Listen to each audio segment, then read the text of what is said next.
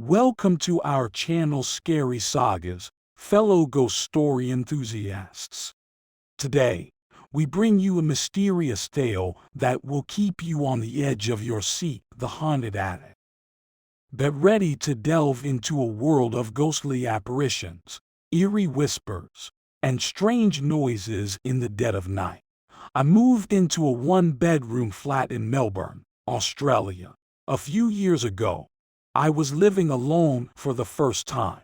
The apartment complex was constructed in the 1930s. I'd been there for a few months when I entered the bathroom after returning from work one day. I caught an unusual sight. A wooden board that had protected a ceiling hole leading to a little attic space was now broken into two pieces and lying on the floor. I looked over the pots. It would have required Bruce Lee to break the inch-thick board. I thought someone had been dispatched by the landlord to work on the attic. I was paralyzed by fear. There must be someone up there, I reasoned.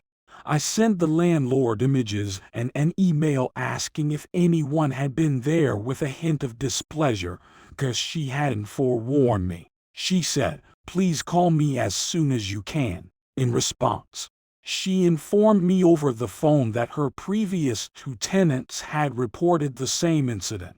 In keeping with her commitment, she changed the board. One night a month later, at 4 in the morning, I woke up, averaging more and a body. I had the impression that someone was rubbing my hands against me. Then, out of the silence, I heard a dragging sound coming from above my bed. It appeared as though someone was hauling a potato bag. I froze because I thought someone was up there. There is no way an animal could produce such noise. I took a cricket bat with me and went to the restroom after gathering the confidence to turn on the light after waiting for 5 minutes. I then noticed that the brand new board covering the hole had split in half. I felt sick. The sound of dragging had stopped. However, I also heard whispers. Attic was the source of the audible noise. It sounded like children's voices, and one phrase kept coming up. "It's your turn. Your turn now."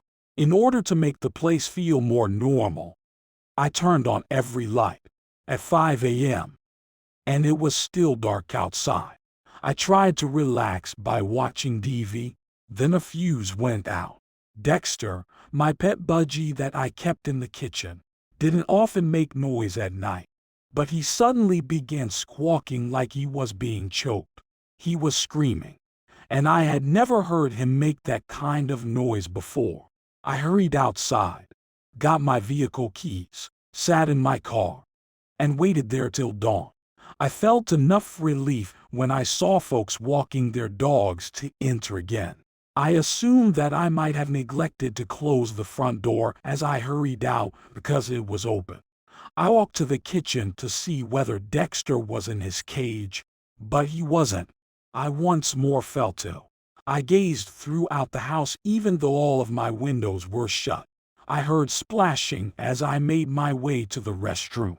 Dexter was partly submerged in the bathroom sink. I removed him, cleaned him, and dried him. I was very baffled.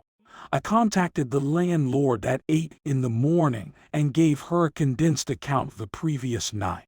"Oh my goodness, you caught the whispering too," she said. I remained there for an additional 18 months.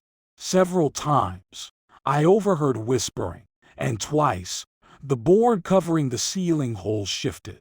I currently reside elsewhere, but the landlord just phoned. She said that some of the things occurring there had made her new renters beg to talk to me about them. Ignore it. It is now their issue. The haunted attic is a tale that will leave you with more questions than answers. It is a reminder that sometimes the truth is more sinister and mysterious than we could have ever imagined. Join us again for more ghostly tales in the future.